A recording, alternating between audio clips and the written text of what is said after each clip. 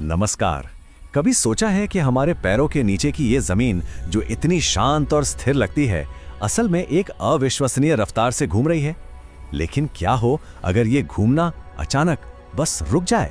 तो चलिए आज इसी कल्पना की दुनिया में चलते हैं और देखते हैं कि क्या होगा।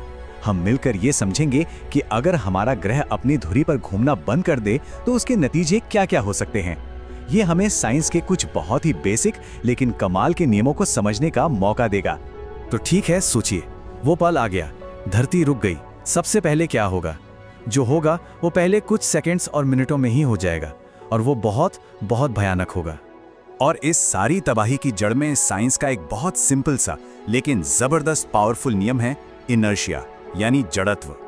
इसका सीधा सा मतलब यह है कि कोई भी चलती हुई चीज चलती ही रहना चाहती है जब तक उसे जबरदस्ती रोका ना जाए।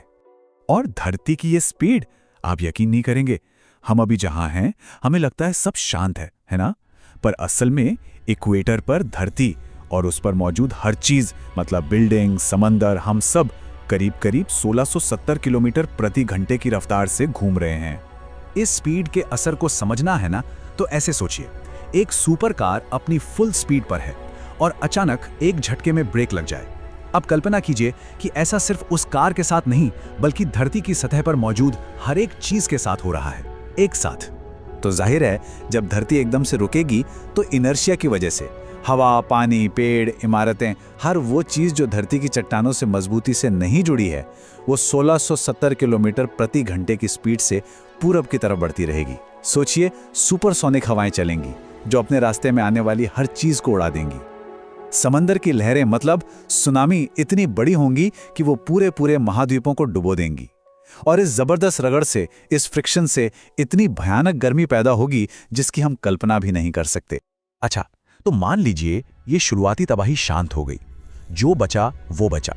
इसके बाद हमारी दुनिया एक बहुत ही अजीब नई सच्चाई का सामना करेगी और सबसे बड़ा, सबसे अजीब बदलाव आएगा हमारे दिन और रात में। देखिए, धरती ने अपनी जगह पर घूमना तो बंद कर दिया, पर वो अब भी सूरज का चक्कर लगा रही है। और इसका मतलब क्या हुआ? इसका मतलब ये हुआ कि हमारा 24 घंटे वाला दिन रात का सिस्टम खत्म।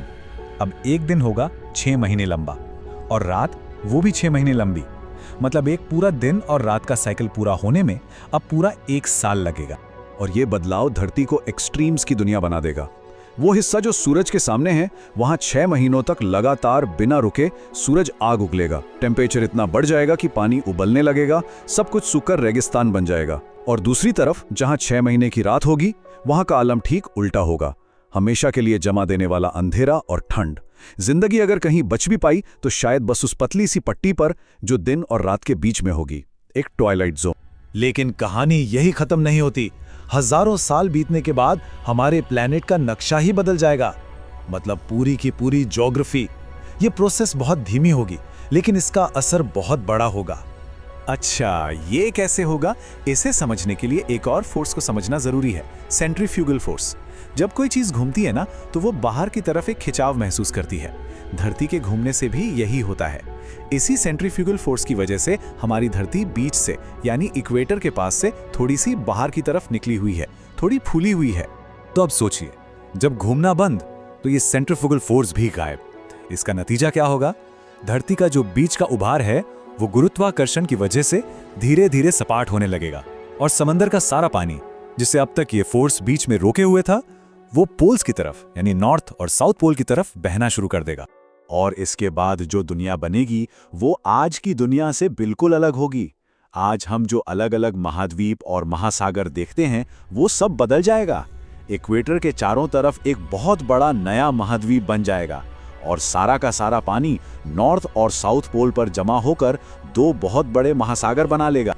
तो इस पूरी कल्पना की सैर से हमें क्या समझ आता है? यह हमें यह एहसास दिलाता है कि हमारा ये ग्रह कितना खास है और इसका बैलेंस कितना नाजुक है। चलिए एक बार फटाफट से पूरी कहानी को फिर से देखते हैं। पहला सेकंड, इनर्शिया का कहर, सब कुछ अपनी जगह से उड़ गया।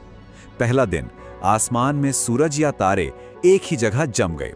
पहला साल, एक तरफ जलती हुई गर्मी, दूसरी तरफ जमी हुई ठंड। और हजारों साल बाद समंदर पोल्स पर चले गए और बीच में एक नए सुपर कॉन्टिनेंट ने जन्म लिया। ये बात बिल्कुल सच है कि हमारी धरती का ये चुपचाप लगातार घूमते रहना एक बहुत ही नाजुक डांस की तरह है, जिसने हमारी जानी पहचानी हर चीज को मुमकिन बनाया है। ये मामूली सा घूमना ही है जो इस दुनिया को रहने लायक बनाता है। तो अगली बार जब कोई बाहर खड़ा हो और सब कुछ एकदम शांत और स्थिर लगे, तो एक पल के लिए जरूर सोचना कि धरती का ये मामूली सा घूमना ही हमारी सबसे बड़ी ढाल है, एक इनविजिबल शील्ड जो हमें बचा रही है ना? ये कमाल की बात।